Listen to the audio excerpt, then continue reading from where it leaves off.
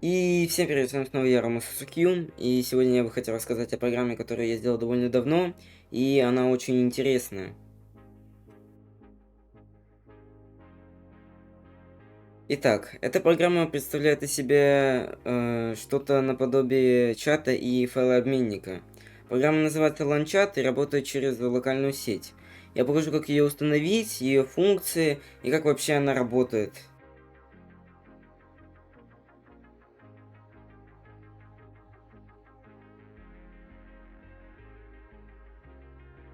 Итак, ну вот здесь вот вы можете видеть вот это синее окно. Это окно там, где отображаются сообщения. И вот это белое окно, ланчат MERS 1.5, это окно, куда вводят сообщения. К сожалению, у меня не получилось объединить эти окна в одну программу, поэтому придется запускать их отдельно. Но это что-то. Потому что в прошлый раз, когда я сделал так, чтобы оно было вместе, получилось так, то что очень сильно лагала программа. Я потом, наверное, это объясню позже в видео. Но сейчас, в общем-то, то, что нужно было сказать. Здесь я ввожу просто, ну, то есть, в общем-то, пишу сообщение. И сейчас мы посмотрим, работает ли эта вся вещь или нет. Ну, как мы видим, вот появилось сообщение. Сейчас мы тут немного поговорим и все такое. И потом мы попробуем отправить файл через вот этот типа файлообменника. И я покажу, как оно работает. То есть это все прямо, ну, в общем-то, вот параллельно идет.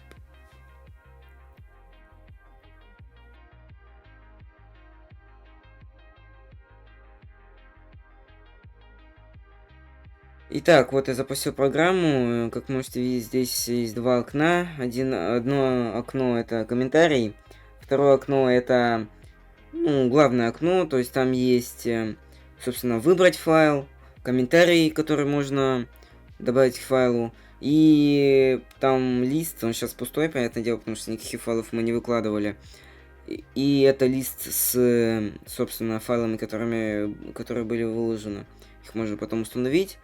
Когда их выбираешь, ну, позже чуть мы увидим, как появляется во втором окне комментарий, и еще появляется сообщение в чате. Ну вот, вы можете видеть, что появилась вот эта презентация, файл-презентация. Видите, как был выложен, собственно, файл. И вот это комментарий файла. Сейчас я тоже выберу свой файл и тоже его выложу, чтобы вы могли видеть с моей стороны. Как можете видеть, кстати, вот в чате появилась, собственно, комментарий вместе с файлом.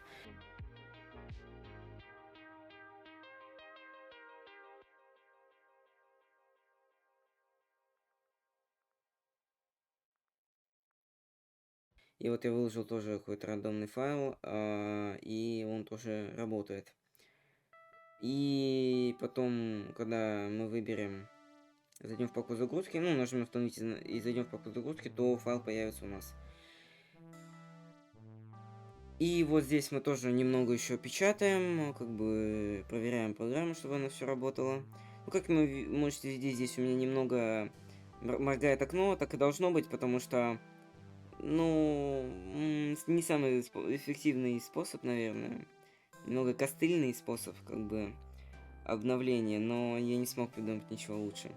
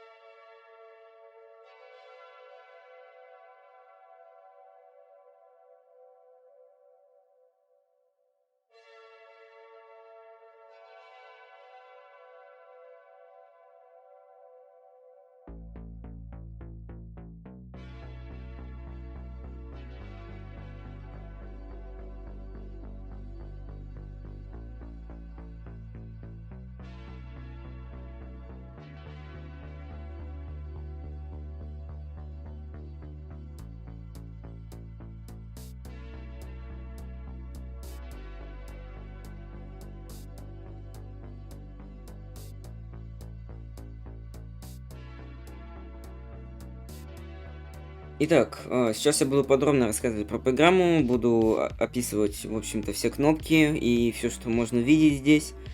Итак, то, что я еще до этого не упомянул, то, что здесь есть немного кастомизации. То есть здесь можно поменять свое имя, ну это понятно. И можно поменять цвет окна, как вы уже могли видеть на показе, собственно, программы. Вот. Сейчас я покажу установку. Установка довольно простая. Просто заходим вот сюда. И здесь у нас есть несколько вещей. У нас есть, собственно, имя, путь к серверу. Это там, где находится сервер. Я потом покажу, как его установить. Пока что лучше, ну, если там у вас друг вот это все устанавливает, то просто он скажет, что туда вводить. Имя, ну, тут понятно, имя.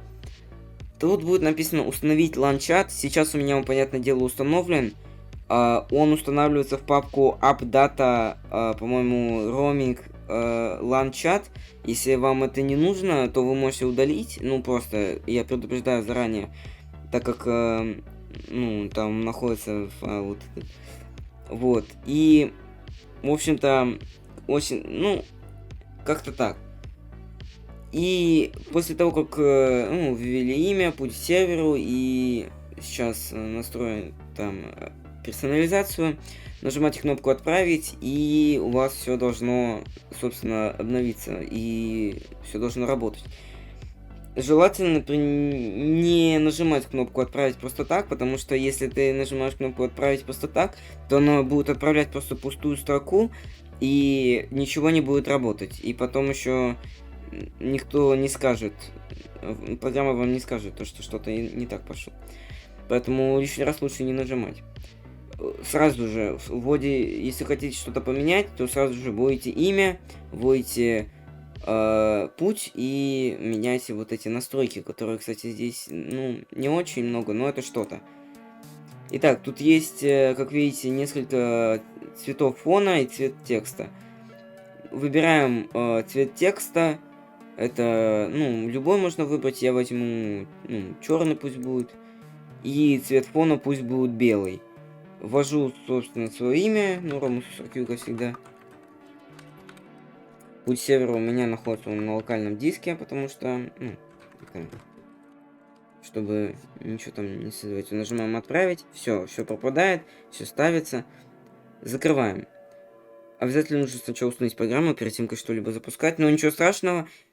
Программа скажет вам, если вы ничего не установили, и она закроется сама. Но я сейчас показать не могу. Вот. Первое, что мы посмотрим, это чат. Как вы можете видеть, чата тут две программы. Чат-дисплей показывает, вот, собственно, показывает, собственно, ну, чат. И штука такая, то что я не могу его соединить с вот с окном, куда вводишь текст. Вот, он приходится раздельно ставить. Вот. Как мы здесь можем видеть, здесь у нас находится чат. Он немного так, ну, что-то точно явно идет не так, потому что здесь показывает сообщение о том, что он не находит какой-то файл. Но ладно, оно работает и оно показывает. Как вы можете видеть, здесь у нас чат из нашего показа, еще немножко. Вот, и если я ввожу сюда любое сообщение, то, ну, например, пусть будет там, привет, ну, пусть будет так, вот. Видите, оно появляется. Как вы уже могли видеть, то, что на другом на компьютере идентично также показывается. Ничего, никакой разницы в этом нет. В общем-то, на всем этом функции программы заканчиваются. Закрыть — это, как неудивительно, закрывает программу. Вот, мы оставим это еще немножко, потому что нужно будет еще кое-что показать. Вот. Вот наш. И сейчас я еще покажу файлообменник, который я сделал. Ну, уже тоже он в показе был. Мы его запускаем. И в нем находится два окна. Одно окно — это комментарий к файлу, как можно видеть. Его пока здесь нет, потому что, ну, и файлов тоже нет. Здесь мы можем видеть окно. И в нем кнопка «Обзор», комментарий. и отправить. Ну, обзор это найти, файл выбрать, комментарий написать, и здесь выбираем файлы, которые есть. Я тоже сейчас секунду покажу. Итак, я уже выбрал файл, как вы можете видеть, здесь появляется путь. Путь можно вручную ввести, понятное дело. Итак, как вы можете здесь видеть, я выбрал файл, здесь можно вручную ввести путь, если вам так удобнее. Сейчас мы введем в любой комментарий, сейчас мы введем, например, не знаю. И как только я нажму отправить, он должен появиться вот здесь вот. Вот, видите, он здесь появляется. Вот здесь комментарий файла, его выбираем, и здесь наш комментарий появляется. И как вы еще можете видеть, то что еще вот здесь вот появляется наш файл, собственно, название файла и комментарий. Если я нажму установить, то он появится в загрузках.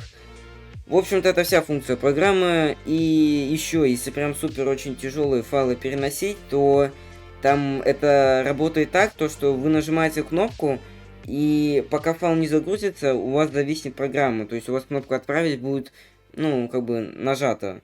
То есть сложно будет объяснить вам. Я думаю, что вы поймете, когда программа зависнет. Вот. И пока файл не загрузится, она не отвиснет. Конечно, пока файл появится вот здесь вот, но не появится комментарий, пока вы не загрузите файл до конца. Вот. В общем-то, это все, что из себя представляет эта программа. Это немного, но это что-то. И хорошо, что она хотя бы работает. И как вы уже могли видеть, то, что на показе все работает нормально.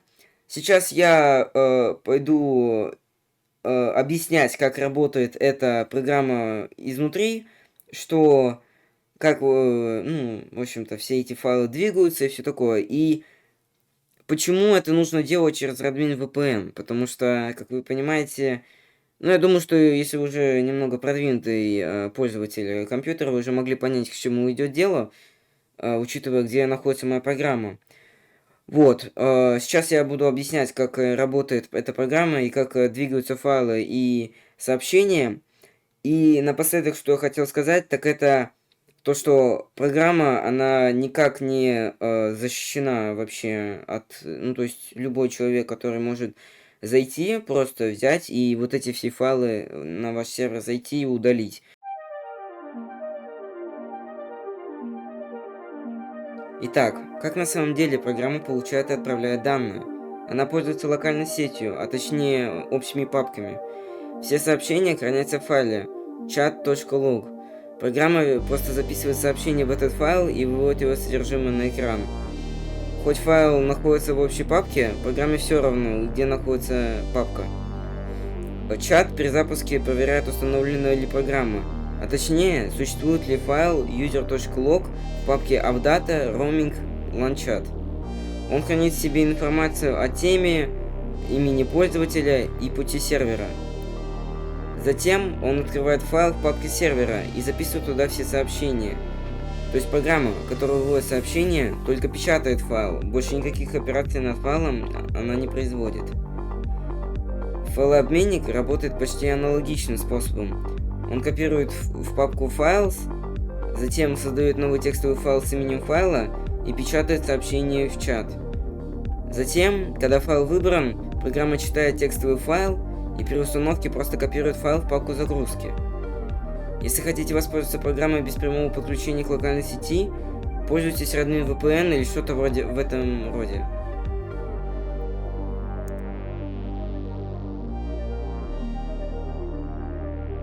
Начнем с того, как установить для подключения к серверу. Для этого, первое, нужно запустить setup.exe. Второе, нажать установить. Третье, выбрать имя и настроить тему. Четвертое, ввести путь к серверу. Если вы используете Radmin VPN, то нужно выбрать владельца сервера и нажать правую кнопку мыши. Нужно выбрать в общей папке и затем скопировать путь до папки LAN-Chat. Желательно при вводе в программу установщик замените слэши на обратное. Точнее на стандартное. И нажать отправить. Для установки сервера, первое, нужно создать папку LAN-Chat где угодно. Второе. Добавить папки Files, Files Comments и создать пустой файл с именем chat.log. Третье. Сделать папку открытой. И затем установить программу обычным способом. И это все, что я хотел сказать в этом видео. Пожалуйста, поддержите это видео лайком и все такое. С вами был Рома Сусакью. Прощайте.